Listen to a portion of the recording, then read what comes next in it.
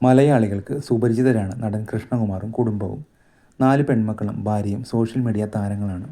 College വിദ്യാഭ്യാസത്തിന് ശേഷം അച്ഛൻ്റെ പാത പിന്തുടർന്ന അഹാന 10ലധികം സിനിമകളിൽ അഭിനയിച്ചു. ഇന്ന് അറിയപ്പെടുന്ന നായികമാരിൽ ഒരാളാണ് താരം. രണ്ടാമത്തെ മകൾ ദിയ സോഷ്യൽ മീഡിയ ഇൻഫ്ലുവൻസറും സ്വന്തമായി ബിസിനസ് നോക്കി നടത്തുന്നയാളുമാണ്. ഇപ്പോഴത്തെ കൃഷ്ണകുമാറിൻ്റെ മൂന്നാമത്തെ മകൾ ഇഷാനി കൃഷ്ണ നായികയായി എത്താൻ പോകുന്നെന്ന വാർത്തയാണ് പുറത്തു വരുന്നത്. 4 വർഷം മുമ്പ് ഇഷാനി അഭിനയത്തിൽ അരങ്ങേറ്റം കുറിച്ചിരുന്നു. അന്ന് കോളേജ് വിദ്യാർത്ഥിനിയായിരുന്നു. മമ്മൂട്ടി ചിത്രം 1-ൽ ഒരു വിദ്യാർത്ഥിനിയുടെ റോളാണ് അവതരിപ്പിച്ചിരുന്നത്. സിനിമയിൽ ഇഷാനി ശ്രദ്ധിക്കപ്പെട്ടിരുന്നു. ഇതിന് പിന്നാലെയാണ് നായികയായി വേഷമിടുന്നത്. തെന്നിന്ത്യൻ സിനിമയിലെ യുവതാരവും ജയറാമിൻ്റെ മകനുമായ കാളിദാസ് ജയറാമിൻ്റെ നായിക വേഷമായാണ് ഇഷാനി എത്തുന്നത്. സിനിമയിൽ ജയറാമും ഒരു പ്രധാന വേഷം ചെയ്യുന്നുണ്ട്. ആശകൾ 1000 എന്നാണ് സിനിമയുടെ പേര്. ചിത്രത്തിൻ്റെ പൂജ ഇന്ന് കൊച്ചിയിൽ നടന്നു.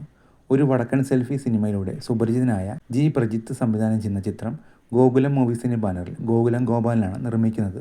ജൂഡ് ആൻ്റണി ജോസഫാണ് ആശകൾ 1000ൻ്റെ ക്രിയേറ്റീവ് ഡയറക്ടർ. ഇഷാനി സിനിമയിലെത്താൻ ആരാധകർ ഏറെ ആഗ്രഹിച്ചിരുന്നു. താരപുത്രിയുടെ ഫോട്ടോഷൂട്ടും നൃത്തവും സോഷ്യൽ മീഡിയയിൽ വൈറലായിരുന്നു. ഇതിന് പിന്നാലെയാണ് വമ്പൻ ടീമിനൊപ്പം ഇഷാനിയുടെ നായികയായുള്ള അരങ്ങേറ്റം. ഇതോടെ നിരവധി പേരാണ് താരത്തിന് ആശംസകൾ അറിയിച്ച് രംഗത്തെത്തുന്നത്.